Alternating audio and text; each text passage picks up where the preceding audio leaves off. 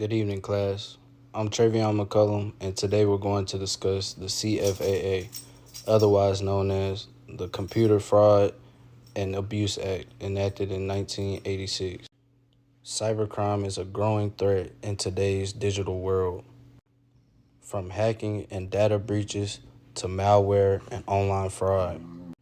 Over time, it has expanded to cover a wide range of activities. This law shapes how we handle cybercrimes, but it also has its controversial moments. A few topics we are going to discuss today are: what is the CFAA, why it became a law, what are the laws, a few laws and convictions under the CFAA, and how cybercrimes are evolving. By the end of this presentation, you will have a clear understanding as to why this law is both essential for cybersecurity and legal controversy. What is the CFAA? The United States needed a law to combat hacking and cyber threats as computers became more widely used. Before the CFAA, there were no clear legal consequences for unauthorized access to computer systems. What it does is protect government, financial, and personal computer data from unauthorized access and fraud. It makes it illegal to hack and spread malware, steal data, or exceed unauthorized access to a system. How it has changed over time. The CFAA has been amended multiple times to expand its scope as technology evolves. Now that applies to cyber espionage, identity theft, and insider threats in businesses. What the law says: the CFAA is written in legal terms, but it focuses on unauthorized access to computers and networks. Here are some of the most important laws and sections: unauthorized access, computer fraud, computer damage, password trafficking, and extortion and threats. Breaking it down, the CFAA makes it illegal to access a computer without permission or exceed authorized access, whether for hacking, fraud, or spreading malware. It covers cybercrimes like stealing data, altering records, and using unauthorized logins. But it also has been controversially applied to cases like security research and minor terms of service violations. For example, a hacker stealing credit card info is an obvious crime, but even a student changing their grades or an employee accessing restricted files could face charges. The law aims to protect computer systems, but its broad interpretation has led to debates over fairness and reform. Why was the CFAA created? The CFAA was passed in 1986 in response to growing concerns about hacking and cybercrime. At the time, computers were becoming more widespread, but there were no clear federal laws to prosecute unauthorized access or digital fraud. Early hacking cases, including breaches into government and financial systems, highlighted the need for stronger protection. The law was designed to prevent cyber threats, protect sensitive data, and hold hackers accountable. Over time, it has been expanded to cover new types of cybercrime, but its broad language has also led to controversial prosecution beyond its original intent. In this case, United States versus Aaron Swartz. Aaron Swartz was an internet activist and co-founder of Reddit that was charged under the CFAA for downloading millions of academic articles from JSTOR through MIT's network without authorization. Prosecutors argued that he exceeded authorized access, even though he had legal access to JSTOR. Facing 13 felony charges and up to 35 years in prison, Swartz tragically died by suicide in 2013. His case sparked a widespread debate over whether the CFAA was too harsh and unfair, using the non-malicious digital activity, leading to calls for reform. In the case Lori Drew versus the United States, Lori Drew was prosecuted under the CFAA after she created a fake MySpace account to cyberbully 13-year-old Megan Meyer, who later died by suicide.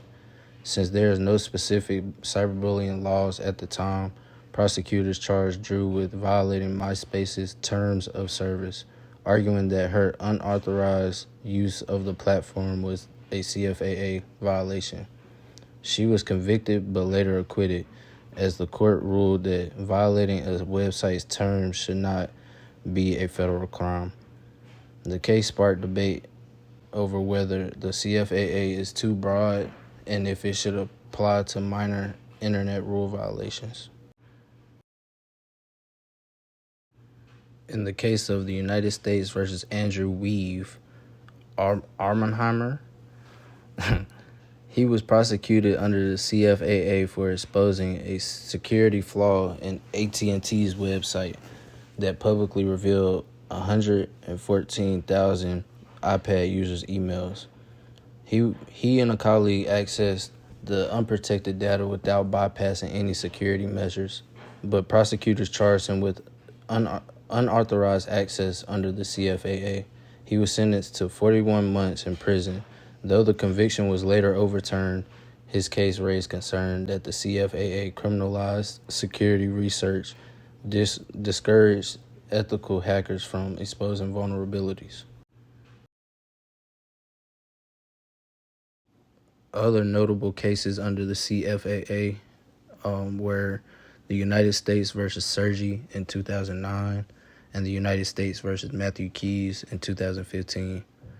To talk about Sergi was a Goldman Sachs programmer that was convicted under the CFAA for copying trading codes before leaving to work for a competitor. Prosecutors argued that he exceeded authorized access by transferring the company's source code to his personal account. However, his conviction was later overturned, and the court ruled that the CFAA did not clearly apply to misusing company trade secrets. This case raised concerns about how authorized access is defined under the law and whether the CFAA should be used in corporate disputes over intellectual property. In the United States versus Matthew Keys, Matthew was a former journalist that was convicted under the CFAA after giving hacker group Anonymous login credentials to his former employer's website, leading to a minor website defacement. Although the damage wasn't limited, he was sentenced to 2 years in prison, highlighting the serious consequences of insider threats under the CFAA. His case sparked a debate over whether the punishment was too severe for a non-destructive act and how the law applies to aiding hackers rather than directing hacking itself. Is the CFAA too harsh? The CFAA has been criticized for being too broad and harsh, especially when it punishes people for minor mistakes and actions that weren't meant to cause any harm. Critics argue that the law punishes good actors like security researchers who may accidentally break the rules while trying to improve systems. Cases like Aaron Swartz and Matthew Keys showed that the law can sometimes be too harshly for actions that don't seem like serious crimes. Many people believe that the law should be updated to make sure it only targets actual cyber criminals, not those who are acting in good faith or unintentionally breaking the rules. The CFAA is a powerful tool when fighting against cyber threats, but it also raises concern about fairness. As cyber threats continue to grow, the CFAA remains a critical law, but it also raises debates about privacy, hacking, and security. The topics we discussed today are just the tip of the iceberg. The CFAA plays a huge role in how we prosecute cybercrimes. As technology continues to evolve, so must our laws as well. Moving forward, lawmakers, tech experts, and the public must work together to have a balance between security, innovation, and fairness. Hopefully, this presentation gave you a clear understanding of what the CFAA is and how it is used as a law. Thank you for your time.